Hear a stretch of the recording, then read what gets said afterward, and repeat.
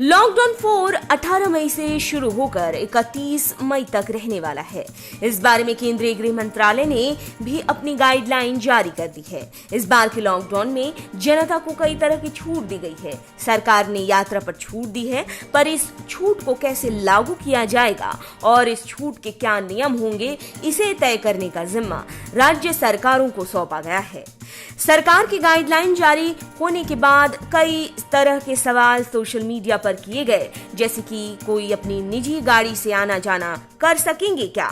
अब इस बारे में सरकार की जो गाइडलाइन है उसके मुताबिक राज्य सरकार ही ऐसी स्थितियों को लेकर कोई डिसीजन ले पाएगी। जैसे कि अगर कोई यूपी के किसी एक जिले से यूपी के ही किसी दूसरे जिले में जाना चाहता है तो इस पर सिर्फ और सिर्फ यूपी सरकार ही फैसला ले सकती है। इसके अलावा इसी तरह से अगर कोई महाराष्ट्र के किसी जिले से महाराष्ट्र के ही किसी जिले तक जाना चाहता है तो इस बारे में सिर्फ और सिर्फ उसी राज्य सरकार को फैसला लेने का अधिकार है।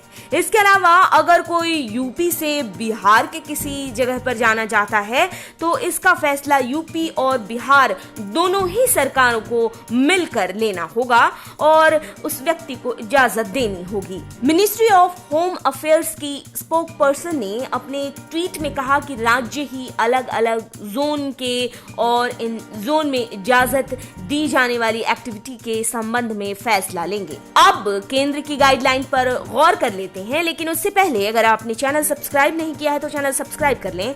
बेल आइकन दबाना बिल्कुल न भूलें। वीडियो पसंद आए तो लाइक करें, कमेंट करें और शेयर करें। सुरक्षा कारणों को छोड़ दिया जाए तो अब भी हर एक घरेलू और विदेशी यात्री विमान को रोक कर रखा गया है, पर अगर कोई मेडिकल इमरजेंसी होने पर हवाई यात्रा किया जा सकता है। ऐसी स्थिति में गृह मंत्रालय से इजाजत लेना अनिवार्य होगा। स्पेशल और श्रमिक ट्रेनों के सिवाय और कोई ट्रेन नहीं चलाई जाएगी, पर मेडिकल इमरजेंसी, सुरक्षा और गृह मंत्रालय से इजाजत लेने पर यह संभव हो पाएगा। सभी शहर में मेट्रो रेल को अभी भी बंद रखा गया है। हर राज्य को यह तय करने का अधिकार है कि उस राज्य में कौन से यात्री वाहन और बसों को चलाया जा सकेगा।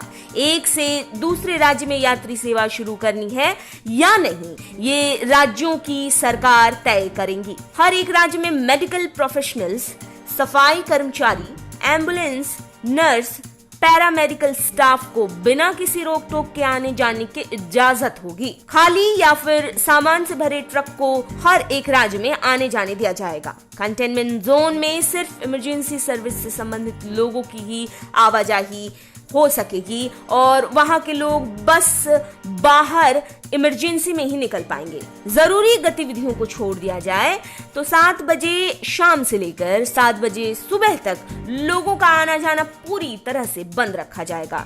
यात्रा के वक्त मास्क लगाना जरूरी है। सोशल डिस्टेंसिंग का सख्ती के साथ पालन करना होगा। लॉकडाउन 4 में किसी भी तरह के नियम को तोड़ने पर कड़ी कार्रवाई होगी।